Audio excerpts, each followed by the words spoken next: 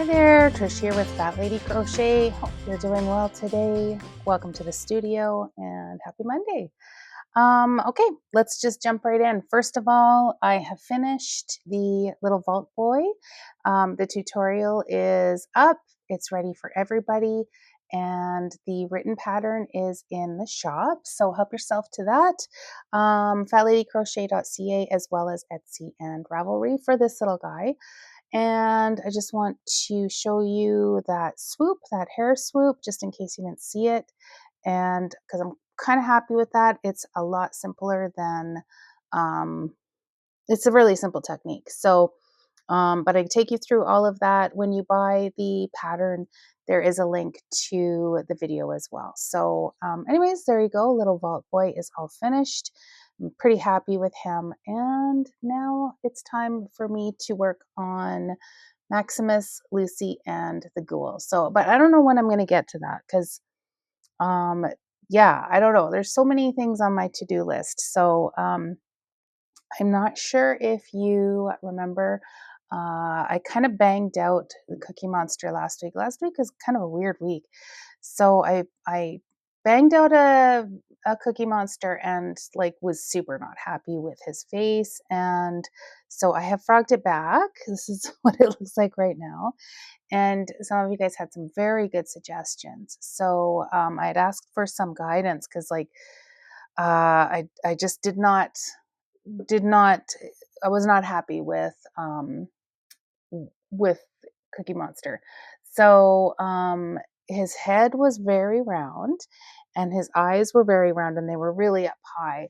So you said flatter head and bring the eyes down a little bit. But I think what had happened was I'd made the head really, really circular, and Cookie Monster does not have a head like that. Like his head is, it kind of like just goes up a little bit slightly from his neck, and then it is quite flat at the top. So then the eyes kind of go on the top. But Cookie Monster is a weird one because he's so like the puppet itself is really like flimsy, not flimsy, but like it's not solid. Like when we're translating it into crochet, it has to be pretty solid, right?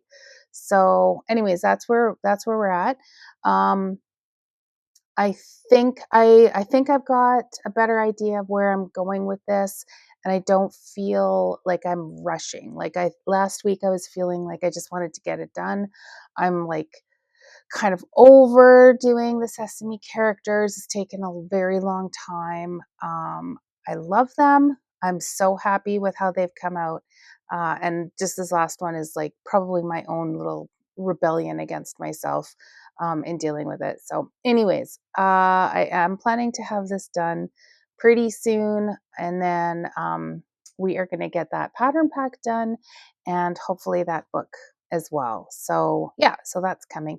And then I know I showed you this guy last week. And while I was talking to you, I was like, oh my gosh, that would be a better zebra. So that is actually what we're going to do. This is not going to be Rainbow Sam.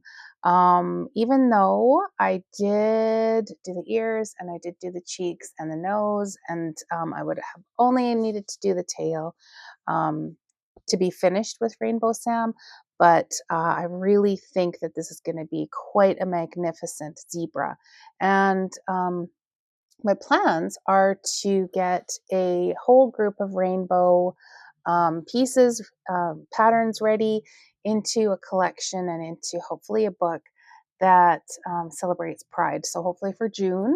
And that shouldn't be too difficult because I think a lot of the pieces that I have made in the past are going to work really well with this because I love rainbows and I love stripes. So I think it's all going to work out.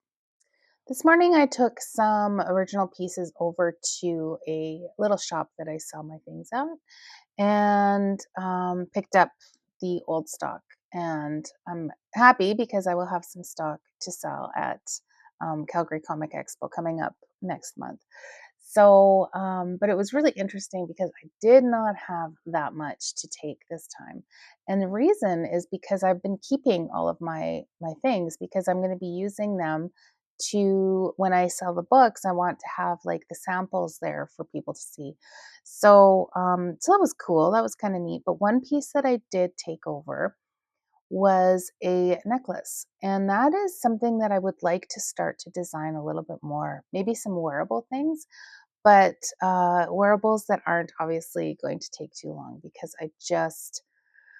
I'll tell you, I just can't seem to get, I don't know, maybe I haven't tried for a long time. So maybe I need to actually try to do a wearable again. As you can see behind me, I still have my T-shirt with the granny square, the sleeves on the side that people were wearing last summer. I still have to put mine together. And I will. I think that once it's a little bit warmer out, I'm going to feel more motivated to do it. It's still been so cold here. So I've been working on a video project, some of you may know. And the concept is interviewing artists and talking about the impact that they have, like basically on the world around them, their world and our world, and really working on bringing the humanity out. So talking about, um, just by virtue of them being an artist, what does that mean for kind of the world?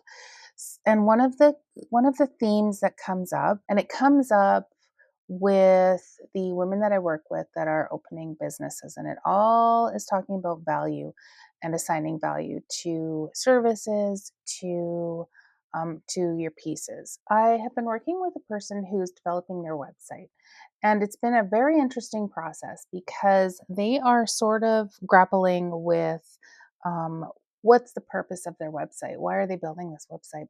They've opened this business. They're wanting to do commerce and transactions. And so that has a different feel than a website that's dedicated to showcasing your artwork. So that's those are the two sort of things that she's sort of grappling with. So it's really interesting because it kind of comes back to value and to valuing your art. And this person has more than one service and more than one product that she's selling. So there's a little bit of like, we're working through sort of what is the purpose of this particular website. So that's really interesting. And it all kind of boils down to like, what are your goals? What are you wanting to do? So a lot of artists have there's like this internal struggle that they have with valuing their art. A lot of people will undervalue, like underprice their work, and they feel kind of funny about asking for payment. And what happens is that undervaluing really begins to, you know, strip off, like it really hurts your soul. It really hurts your heart. So, and it kills the passion and it kills the inspiration. So if you're not ready to price something, if you're not ready to stand behind sort of the prices that you're asking, or if you're feeling like you're giving it away, it might just be a good sign for you just to wait and not assign a price to whatever it is that you're trying to price at the time. Because it will come back. It will come back, and you'll feel bad, and you'll be resentful of whoever sort of, if somebody is like wanting to pay you for just, for example, just your yarn or just the cost of materials. That's not good enough. So, and if you do that, um, you may end up feeling kind of resentful. All right, that's it for today, guys. See ya on Wednesday. Have a good couple days.